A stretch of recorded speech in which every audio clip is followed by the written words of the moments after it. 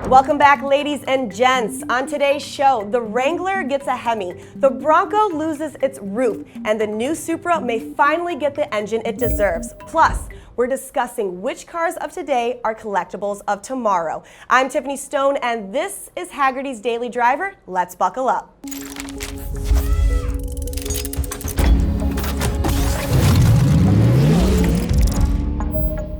First up, Jeep decided to crash the Bronco party this weekend. They announced the Gladiator will get a diesel, giving it a much-needed dose of torque and efficiency. But the big story is the rendering of the V8 Wrangler.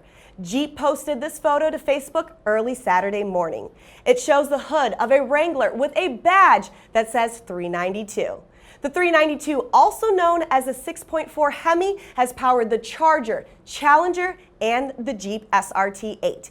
If you thought your Wrangler needed more grunt, this should do it. In the 2019 Challenger Scat Pack, the 392 made 485 horsepower and 475 pound-feet of torque. Now that's 200 more horsepower than the current Wrangler's V6. Okay, let's break it down for a minute. So you know I drive a Wrangler named Lucifer. And to be honest, I've already actually driven a modified Wrangler with the 6.4 in it. And at first I wanted to hate it, well, because I just wanted to hate it. But honestly, it turned out so much better than expected and I loved it. But I'm done rambling, moving on. In response to the rendering, Ford's North American Communication Manager, Mike Levine, he tweeted, "Someone is nervous." Shots fired. Now, we love it when car companies get into fights over who's going to bring us the most powerful off-roader, which is better than the most overpriced crossover. And next, we are only a few hours away from the Bronco's official release, but yet we've got another look at the new truck. Friday evening, website Bronco 6G posted a photo of a roofless, doorless Bronco tearing through some sand. Now this is a big deal. Why, you ask? Because if you take the doors off of a new Jeep, the mirrors go with them. This drives Jeep owners nuts, and there are a lot of aftermarket solutions, which none of them are perfect. But on the new Bronco, guess what? The mirrors stay in place.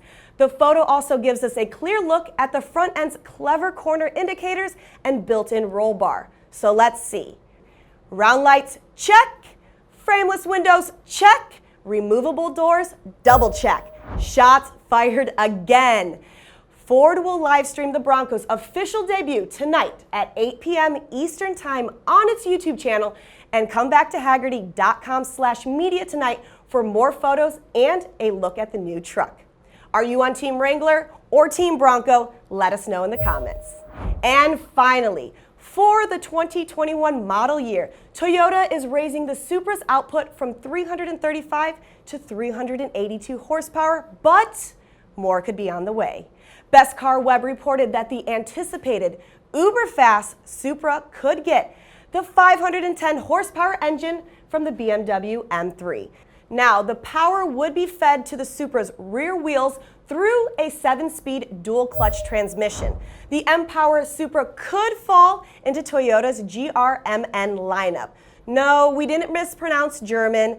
GRMN is Toyota's high-performance brand. Their AMG, if you will. We'll see if that's what it'll actually be badged. They've built an amazing supercharged Yaris we can't buy in the US, so hopefully the Supra doesn't see a similar restriction.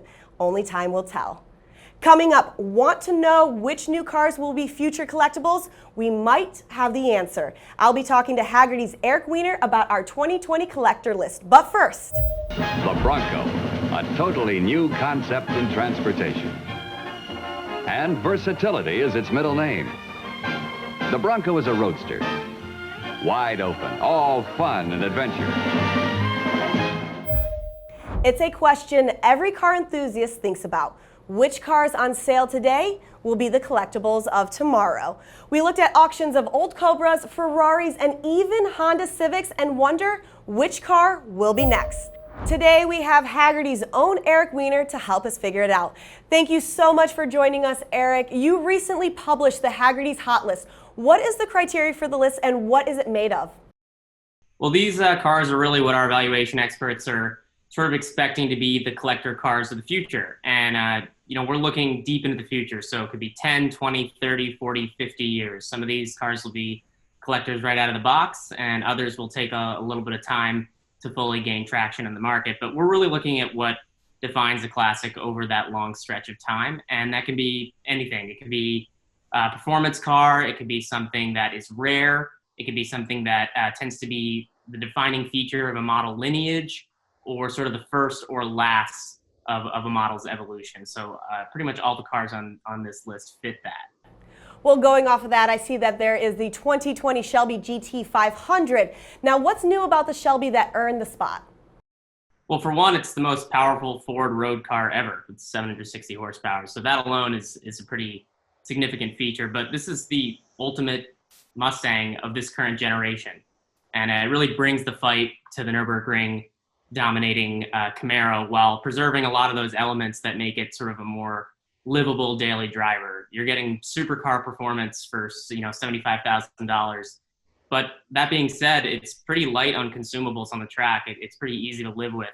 And it has all these crazy exotic colors, pusher pins for the hood, carbon fiber wheels. I mean, there's a lot of stuff that will really make this car stand out in the future. And for Mustang lovers and for Shelby enthusiasts, it really is an all-in-one package for ultimate performance.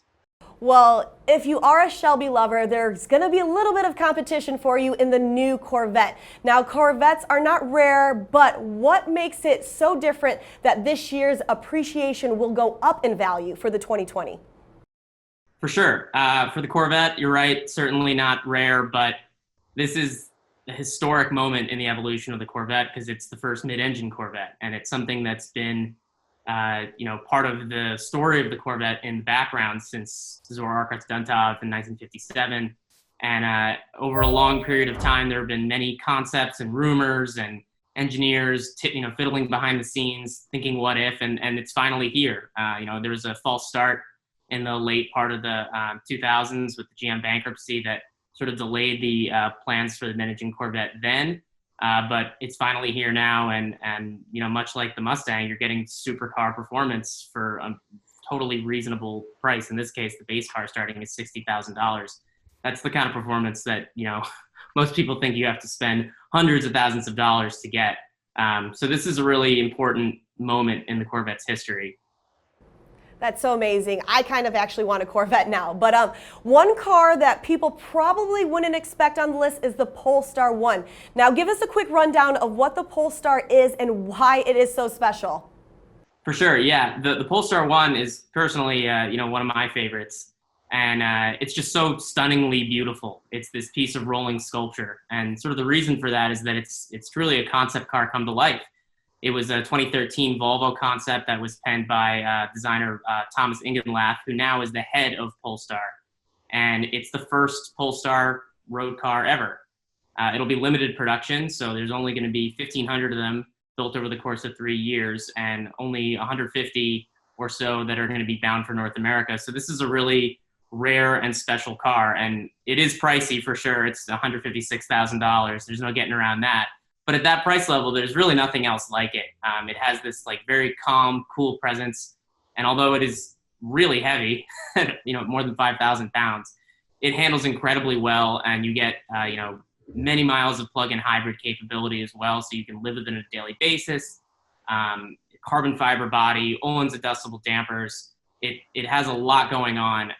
And there's no question that if you have that car, nobody else on your block or probably in your zip code or state is going to have it. That's something that just makes me giggle, that you're like, nobody will ever have that. So definitely get that one. But speaking of some things that you just mentioned, do you ever think that there will be electric cars to get on the list sometime soon? Definitely. And that's something we absolutely considered this time around. I think if we had been, doing this list 10 years in the past and we've been talking about the Model S, that certainly would be on it. I think that electric cars absolutely have a place, and having a plug-in hybrid on the list, I think, is is certainly getting there.